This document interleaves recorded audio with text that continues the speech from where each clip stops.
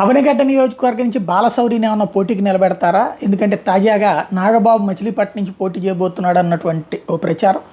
ఆ సందర్భంలో బాలశౌరిని అవనిగడ్డ నుంచి పోటీ చేస్తారన్నటువంటి ప్రచారం జరిగింది. అయితే తాజాగా తెలుగుదేశం తరహాలోనే ఐవీఆర్ఎస్ సర్వే చేపిస్తున్నటువంటి జనసేన అవనిగడ్డ నియోజకవర్గానికి సంబంధించి 3 పేర్లు అడిగింది పవన్ కళ్యాణ్ వాయిస్తో.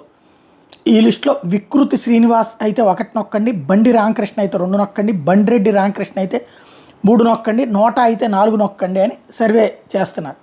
కాబట్టి ఇప్పుడు బాలశౌరికి అక్కడ కాదు. అలాగే వంగవీటి రాధా పేరు వినబడింది, అవనిగడ్డకి పోటీ చేపిస్తారు అన్నట్టు. మచిలీపట్నంలోనూ ఆయన పేరు వినబడింది పార్లమెంట్కి, అటు అవనిగడ్డకి వినబడింది. అవనిగడ్డ దాంట్లో ఈ ఐవీఆర్ఎస్ సర్వేలో రాధా పేరు లేదు. కాబట్టి ఇప్పుడు ఈ ముగ్గురులోనే ఉంది. ఎవరన్నటువంటిది వికృతి శ్రీనివాసు, బండి రామకృష్ణ, బండిరెడ్డి రామకృష్ణ. ఈ ముగ్గురులో ఎవరు అన్నటువంటిది తేలాల్సి ఉంది. ఇది పవన్ నోట్తో నుంచి ఇచ్చిన ఐవీఆర్ఎస్ సర్వే అన్నమాట.